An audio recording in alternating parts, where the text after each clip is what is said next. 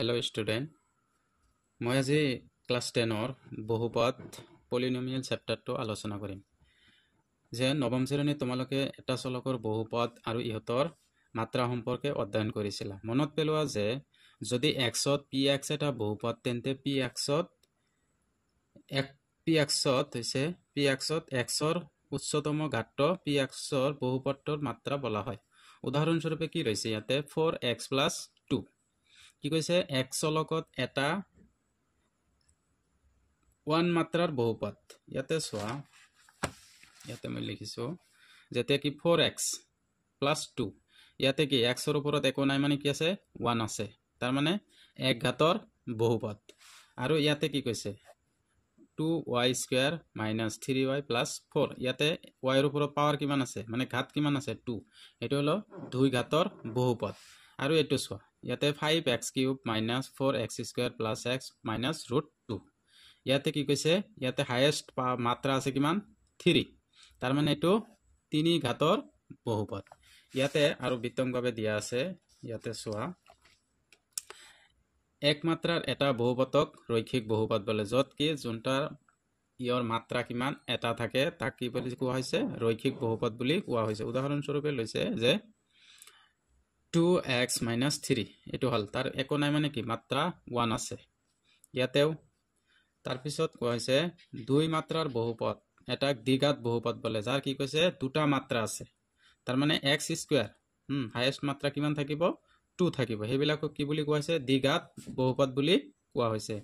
আৰু কি কোৱা হৈছে 3 মাত্ৰাৰ এটা বহুপদ, ইয়াতে চোৱা 3 মাত্ৰাৰ এটা বহুপদক ত্ৰিঘাত বহুপদ বুলি কোৱা হৈছে, যত কি বুলি আছে x ৰ ওপৰত কি আছে পাৱাৰ 3 আছে, যোনটাৰ ইয়ত কি পাৱাৰ কি থাকিব 3 থাকিব, সেইবিলাক হল ত্ৰিঘাত বহুপদ। যদি বেছি থাকে তেনেহলে 4 ঘাত 5 ঘাত and 6 ঘাতৰ বহুপদ হ'ব পাৰে।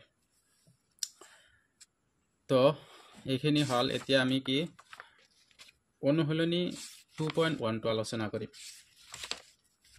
এতিয়া চোৱা অনুশীলনী 2.1 অনুশীলনী 2.1 ত এটাই গণিত দিয়া আছে।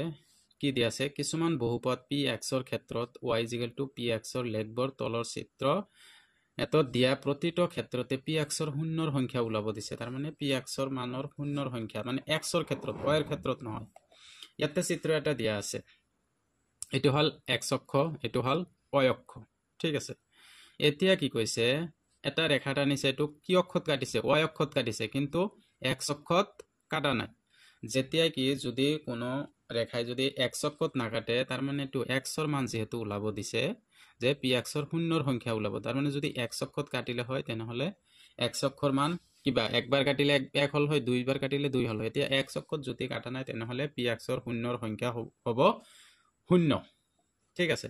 এতিয়া 2 নম্বৰটো চোৱা, মই 2 নম্বৰটো ইয়াতে চিত্ৰ সহকাৰে বুজাই আছো। ধৰি লোৱা এইটো চিত্ৰ, এইটো হল x, এইটো হল x', এইটো হল y, এইটো হল y'।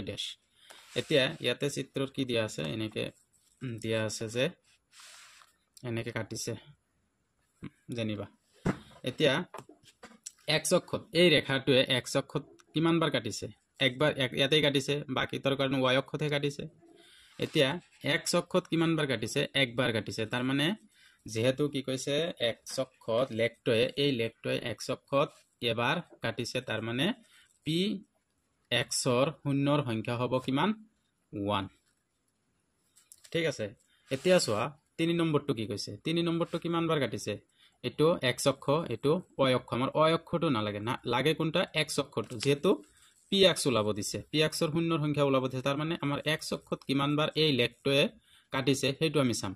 ইয়াতে x অক্ষত একবাৰ কাটিছে ইয়াতে, আৰু একবাৰ কাটিছে ইয়াতে, আৰু একবাৰ কাটিছে ইয়াতে, তাৰ মানে আমি এতিয়া ক'ব পাৰো যে px ৰ শূন্যৰ সংখ্যাৰ মান কি হ'ব 3 হ'ব।